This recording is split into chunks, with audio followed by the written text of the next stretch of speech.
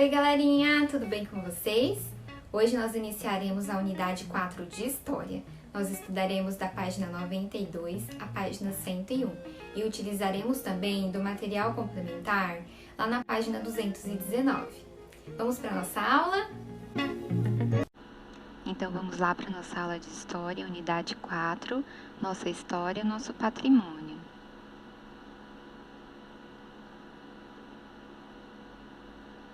O que eu sei? Você saberia responder por que as pessoas estão visitando esta caverna? Há alguns desenhos nas paredes da caverna. Em sua opinião, esses desenhos são atuais ou antigos? Quem teria feito esse desenho nas paredes? Ideias em construção. Os patrimônios culturais. Você sabe o que é patrimônio? Patrimônio é tudo que uma pessoa constrói e valoriza ao longo da vida. Podem ser bens, como uma moradia ou um conjunto de objetos, valores e costumes. Um patrimônio pode ser herdado de nossos antepassados e podemos deixá-lo de herança para as futuras gerações.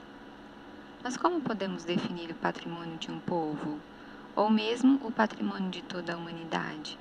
No Brasil, por exemplo, a classificação dos tipos de patrimônio está na Constituição Federal, que é a lei maior do nosso país. Artigo 216. Constitui patrimônio cultural brasileiro os bens de natureza material e imaterial, tomados individualmente ou em conjunto, portadores de referência e identidade à ação, à memória dos diferentes grupos formadores da sociedade brasileira, nos quais se incluem as formas de expressão, os modos de criar, fazer e viver, as criações científicas, artísticas e tecnológicas, as obras, objetos, documentos e edificações e demais espaços destinados às manifestações artístico-culturais, os conjuntos urbanos e sítios de valor histórico, paisagístico, artístico, arqueológico, paleontológico, ecológico e científico. Dessa forma, chamamos de patrimônio cultural tudo o que remete à história, identidade e memória de um grupo social ou sociedade. Esse conjunto de bens possui grande importância histórica e cultural, proporcionando-nos uma rica herança cultural. Com a orientação do professor, destaque os adesivos do material complementar e colhe-os no local indicado para cada tipo de patrimônio cultural, de acordo com a definição expressa no quadro. As formas de expressão de um povo são as diferentes linguagens usadas para a comunicação. Podem se dar por meio de gestos, movimentos, fala, dança, canto, etc. Aqui você destacará do material complementar os adesivos para poder estar colando aqui. Os modos de criar, fazer e viver de um povo são as maneiras como as pessoas buscam sua sobrevivência, passando por aspectos sociais, culturais e econômicos. As criações científicas, artísticas e tecnológicas podem ser expressas por meio de pinturas e esculturas, invenções científicas e tecnológicas.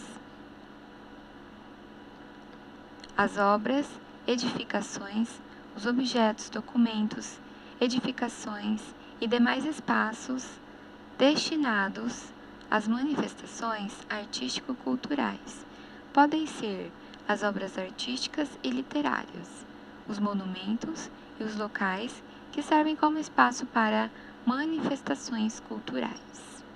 Os conjuntos urbanos e sítio de valor histórico, paisagístico, artístico, arqueológico, paleontológico, ecológico e científico são, por exemplo, as cidades protegidas e preservadas como cidades históricas e os sítios arqueológicos.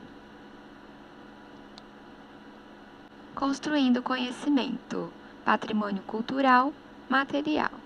O patrimônio cultural material é formado por bens concretos, como documentos, objetos e construções. O que faz desses bens um patrimônio é a sua importância à identidade e à cultura de determinado lugar, as quais são compostas por grupos sociais de diversas origens e diferentes períodos. Os sítios arqueológicos, por exemplo, são locais onde podemos encontrar bens culturais, considerados vestígios da ocupação humana, que pode ter ocorrido há milhares de anos ou em períodos mais recentes da nossa história, o que nos ajudam a compreender melhor o passado. O Parque Nacional Serra da Capivara, localizado na cidade de São Raimundo Nonato, no Piauí, é um exemplo de patrimônio arqueológico brasileiro. Nesse parque, existem mais de 1.000 sítios arqueológicos que possuem diversos vestígios deixados por grupos humanos que viveram na região há milhares de anos, como pinturas rupestres, cacos de cerâmica e objetos de pedra lascada e polida. As pinturas rupestres correspondem aos registros feitos em paredes de cavernas e em rochas por seres humanos que ainda não dominavam a escrita. Os desenhos são uma importante forma de registro, comunicação na história. Muitas dessas pinturas retratam animais, danças, rituais, cenas de caça, entre outras representações, e foram produzidas utilizando elementos retirados da natureza, como argila e carvão vegetal. Aqui nós temos representado na parede da caverna, uma pintura rupestre no Parque Nacional da Serra da Capivara. Eles desenharam animais. Agora aqui nós temos um exercício. Onde está localizado o Parque Nacional Serra da Capivara? Que tipo de registro são encontrados nesse parque? Por que ele é considerado um patrimônio arqueológico brasileiro? Quer saber mais? Visite o site da Fundação Museu do Homem Americano e faça um passeio virtual pelo Parque Nacional Serra da Capivara.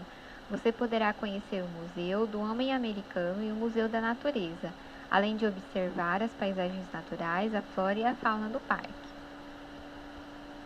Outro exemplo de sítio arqueológico brasileiro é o sítio Lapa do Santo, localizado na cidade de Lagoa Santa, em Minas Gerais.